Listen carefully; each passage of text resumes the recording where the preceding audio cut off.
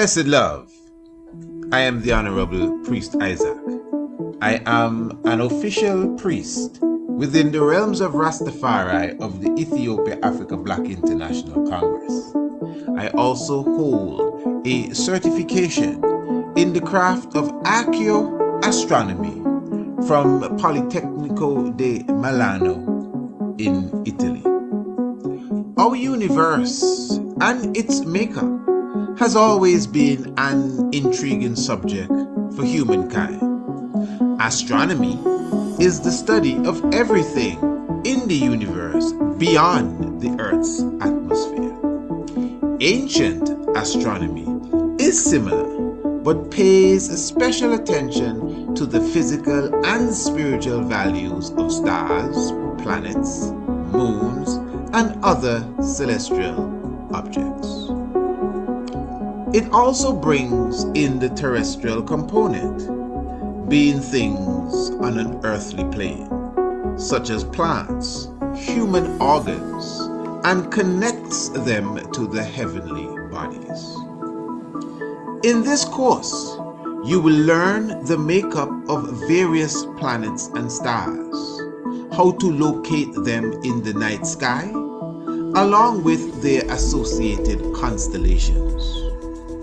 You will also be taught about the earliest civilizations known for their astronomical comprehension, namely Kush, also known as ancient Ethiopia, Kemet, called Egypt today, the Dogons, and the Bozos, as well as the civilization of Sumer. You will also learn about black holes, their nature and origin, as well as how the ancients viewed them. Ancient astronomy is the mother of archaeoastronomy and astrotheology. Both subject areas are covered by the Priest Isaac's Institute of Holistic Knowledge. Sign up today. Visit our website, priestisaacinstitute.com, or email us, priestisaacinstitute@gmail.com, for more information. Yes, family, blessed love, give thanks for your presence with us. We glorify the life giver and the keeper of life. We say salamta, we say blessings, we say hotep and shalom to each and every one. Of course, you know you are in the Tiger's domain, in the Tiger's lair, and just encouraging you to visit us on Radio Anu for the Tiger's Nest this evening, every Monday, Tuesday, Wednesday, and Thursday. You join us on the Priest Isaac's Institute of Holistic Knowledge website, which is priestisaacinstitute.com. What did we say? priestisaacinstitute.com. And of course, the link is in the description below this video, so you have no problem. Just go down and press it and go straight to Radio Anu. In fact, even before tonight's Tiger's Nest program, or whenever you're seeing this video, just go and press the link and come to Radio Anu. I can promise you, we have something exciting and nourishing and educational waiting there for you to hear on Radio Anu. Family, give thanks for the last program we did, the last few programs, the previous programs that we did, because they're not the last program. We're going to have another program tonight. But the previous programs that we did for this strong on the Tiger's Nest, we have been highlighting some key African figures. We started with the military general, one Gideon Okello from Uganda, who took over the island of Zanzibar. And then we somewhat went into the realms of spiritualists, went into the realms of, if you want to say, African science and African religion. And we were speaking about one Simon Kimbangu. And those of you who know of him, well, those of you who listen to the Tiger's Nest radio program every night, I am sure you know by now, if you didn't know before, who Simon Kimbangu is and was. for sure. He's an individual specifically from the Congo region, and he was born in 1887, an interesting year, the year of the tiger, meaning Marcus Garvey birthday. I'm talking about on the 12th day of September, and it is said that he would have passed in 1951. But he's known as an individual that is considered to be the return Messiah. It is said that he would have brought dead people alive.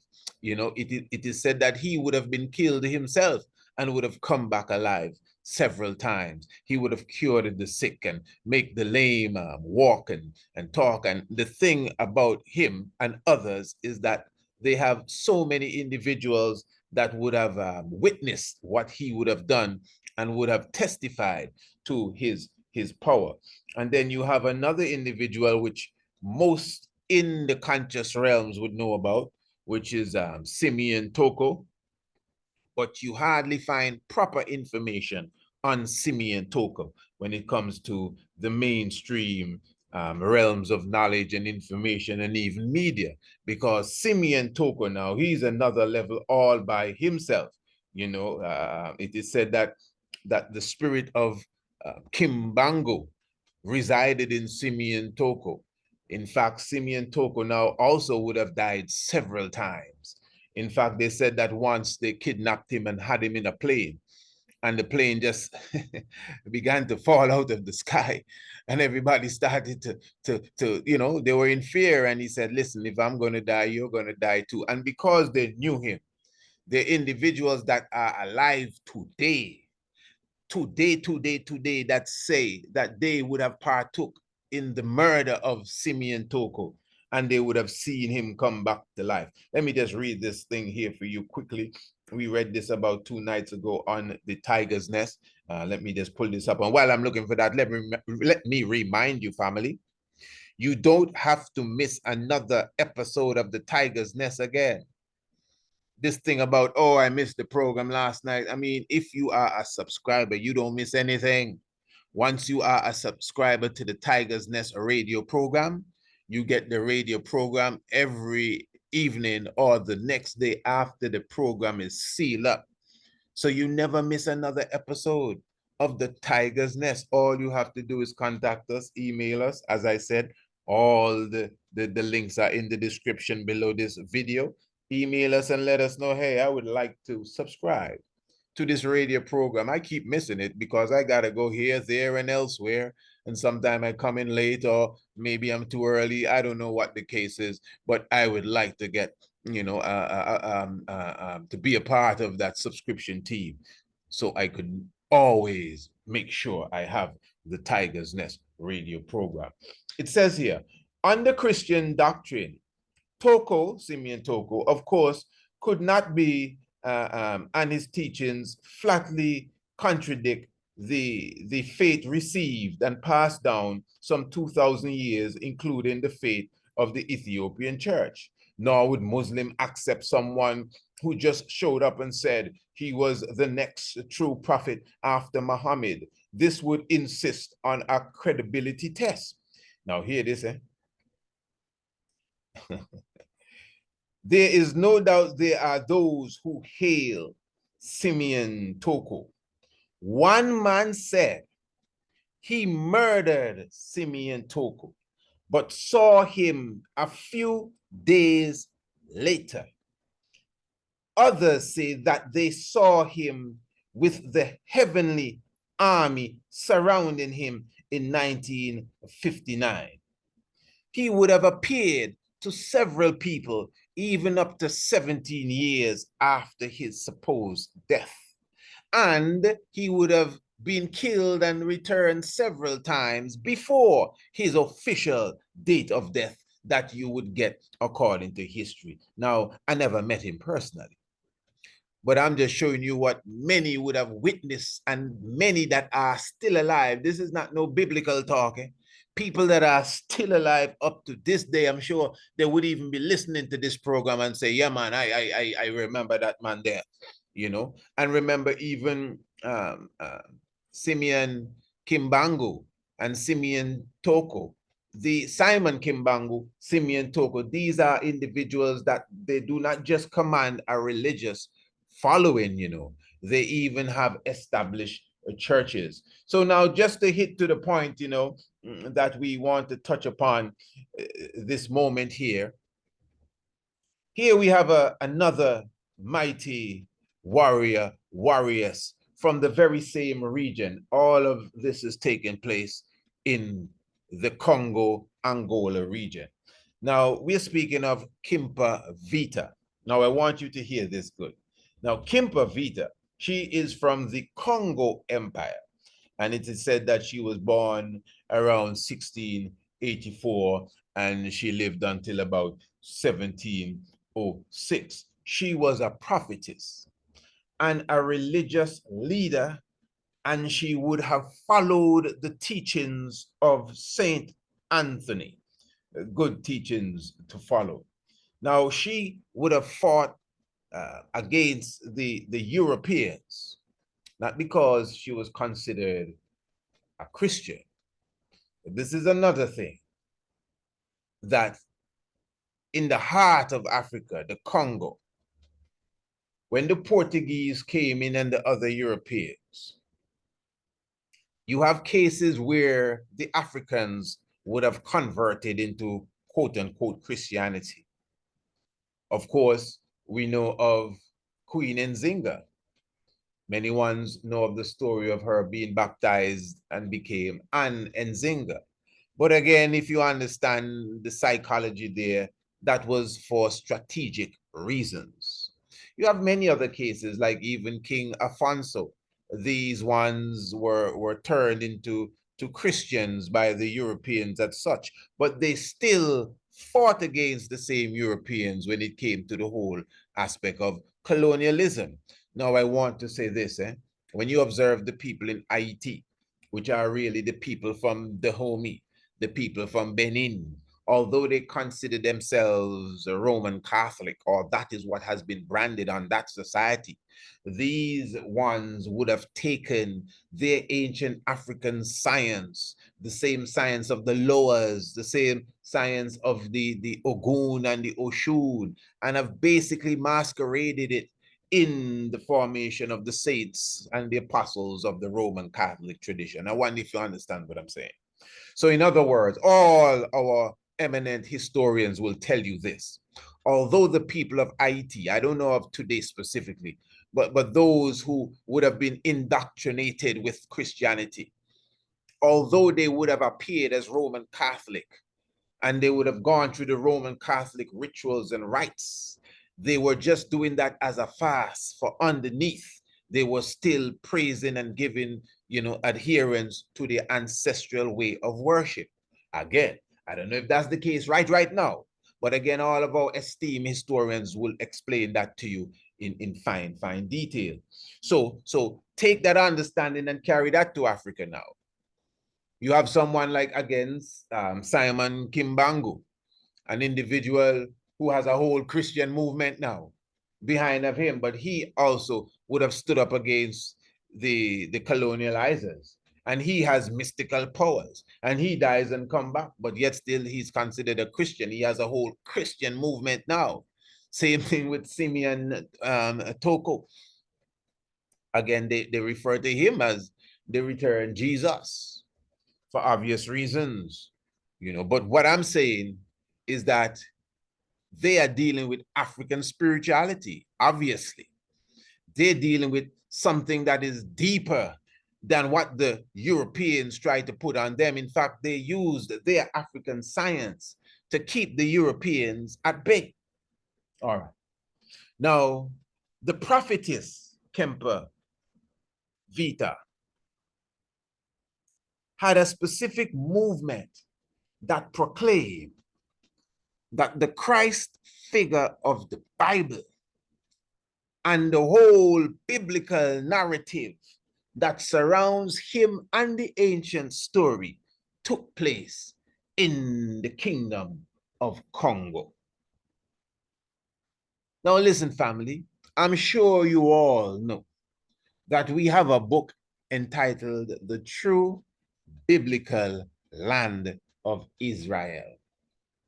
And the true biblical land of Israel officially was a theological paper written almost a decade and a half now. And the true biblical land of Israel, the theological paper, really, the whole, the foundation of it is that the land of Israel, or the theory, is that the land of Israel that is described in the Bible geographically is the land of Africa plus Arabia. Whether you believe in that religiously or you don't believe in the Bible and Moses never exists, and that's not the point, you know. You're missing the point. Slow down, slow down. Slow down. That sounds like my brothers, them Rexing effects. Not Rexing effects. So what's my brethren there? Lord Jamar. Lord Jamar. What's the name of Lord Jamar's hip hop group? I can't remember. Anyway, it'll come to me. Lords of the Underground. No, it's not Lords of the Underground, man. Punks jump up to get beat down. Yeah. Sadak X and these ones. But anyway, it will come to me. So I am saying now that the Bible gives a description of the land of Israel, and the geographical description that we gather when we read the Bible is that Africa and Arabia is this land of Israel. Again, you may argue religion, you may argue belief, you may argue where Solomon really came from and if he exists and all of that stuff, but that's not the point. The Bible is not a real book. Man, you're missing the point. Even if the Bible was written by Mother Goose, the point is that the Bible, no matter who wrote it, Tom and Jerry, Big Bird, it doesn't make a difference. The point is, this well-accepted manuscript gives a geographical description of the land that is considered the promised land. And when you read it properly, the description you get is not of Palestine. Is of Africa plus Arabia. And we have taken time to explain that many, many times. And of course, we have it in book form and video form too. You know, so for those of you who this is like a new conversation, visit our website. Visit our website and go to the area shop. And you go through the different books and documentaries that we have and search out the true biblical land of Israel. It's a wonderful read. I think it's only about $20. The true biblical land of Israel. And when you complete that book, you will see, okay, without a doubt. And the main source of reference we use is the Bible. Obviously, we have to go for history and some geography and some things so that it, you know, you put it together properly. But the Bible is the main source of reference that we use for that specific venture. It's not a religious venture for you to say, well, the Bible is not real. You're still missing the point. You're still missing the point. But now let's return here. Because, of course, when we brought out that, everybody was saying, oh, come on, man. Nobody will believe that. We all know Abraham came from Palestine, well, from Ur, but, you know, Palestine is Israel. That's the point. And Jesus was born in Bethlehem and all of that stuff. So here we have Kimpa Vita now, holding firm. It's not that she's just saying this, you know. This was a point of contention between her and the Europeans.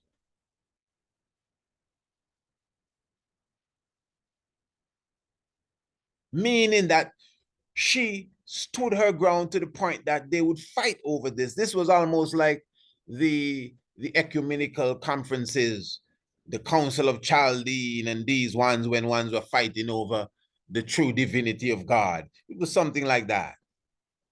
And she stood her ground to let them know that this funny thing that they're bringing in here. So in other words, follow this.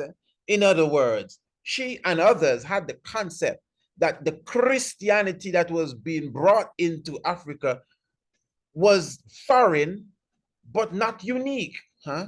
Meaning that they didn't just make this up out of scratch, out of the mid-air. They came with an African concept that they were whitewashing, huh? But yeah, if she is saying, and others were saying, that the Christ that they're trying to teach us about came from the Congo. So they, from my perspective, they were literally saying, yes, there was a Christ. We agree. And he will come back. We agree. But he didn't come from where you're saying he came from. He came from the heart of Africa. Now, of course, you don't learn this in school. So this is something brand new to many of us. It even sounds ludicrous, but this is history. And then several hundred years after Kimpa fought battles to hold her theology firm, and she has her whole following too. She's a prophetess. Then hundreds of years after her, you have people like Simon Kimbangu, who people refer to as the returned Christ. Simeon Toko, who is considered a continuation like Elijah and Elisha of Simon Kimbangu, and he's also seen as a Black Jesus. And all of them come from the same place, the Congo, the heart of dark Africa, as they say, the kingdom of the Black Christ. Because you have to keep in mind, even the Black Christ amongst us, the Honorable King Emmanuel is like a literal Simeon Toko amongst us. You don't even have to have known him, just to listen to our program, just to hear the accounts of him. How many times they say King Emmanuel dead? King Emmanuel himself have police beating themselves with their own baton, just standing up watching them. Who can do them kind of things? Even when they said to bury him, the whole whirlwind event that blinded everyone that was in the yard. And those who were far away saw the whirlwind going up in the air. The same time that they say they took the first shovel of dust in a man and just throw it over the hole, the whirlwind took over. What kind of man is this? And we can go on and on and on, on and on and on, because we know the story of the Honorable King Emmanuel and the mystics that surround him. So a lot of these things, I know a lot of us are quick to say, well, it's fairy tale and we don't believe in them superstitious thing. And this ain't no superstitious nothing. This is the literal ancestral powers that the ancient Africans possess. I know even as conscious people, to hear this man get killed about 10, 15 times and he just keep coming back to life. I know it sounds a bit strange, like, come on, man, I can't buy that and all of that. Well, let me say, I know for sure I've seen some mystic things in my life, similar to that. Oh yeah, I'm not going into no details here. Now, I may not have seen exactly that, but I've seen enough. And I'm not talking about in the depths of the darkness of the Congo. I'm talking about in the regular diaspora settings. And I've still seen some very mystic things that you cannot even explain realistically. So I am one of them people that know for sure there is a mystic unseen world that no one of us that is around here that does be yapping and yapping can explain. Yeah. But the mystics do exist. It is just up to you now to decide what you consider the truth going forward. But yeah, give thanks, family. We're going to continue and carry the reasoning and the discussion to a higher level on the tiger's nest. Make sure you tune into the tiger's nest this evening. Remember, this is African Liberation Day, the 25th day of May. So, of course, it's real celebration this evening on the tiger's nest all the way. Make sure you tune in 7 p.m. sharp. And of course, if you know, boy, this and that, just contact me now, and let me know. I would like to be a subscriber. So the episode tonight, you don't miss a beat. Give thanks continually. Remember that the Ancient Astronomy course definitely available for you right now. It is going for only $275. I would encourage each and every one to enroll as quick as you can in the Ancient Astronomy course. Many have already enrolled and many will be enrolling. Looking forward for you to roll in. Life giver and the keeper of life, Holy Emmanuel I, Selassie I, Jah, Rastafari, blessed Lord.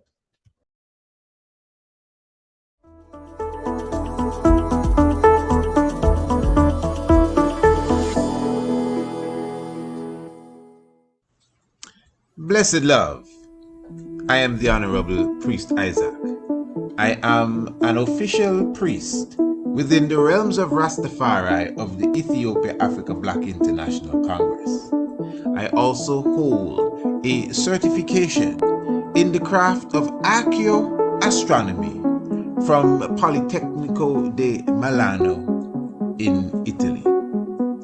Our universe and its makeup has always been an intriguing subject for humankind. Astronomy is the study of everything in the universe beyond the Earth's atmosphere. Ancient astronomy is similar, but pays special attention to the physical and spiritual values of stars, planets, moons, and other celestial objects. It also brings in the terrestrial component, being things on an earthly plane, such as plants, human organs, and connects them to the heavenly bodies. In this course, you will learn the makeup of various planets and stars, how to locate them in the night sky, along with their associated constellations.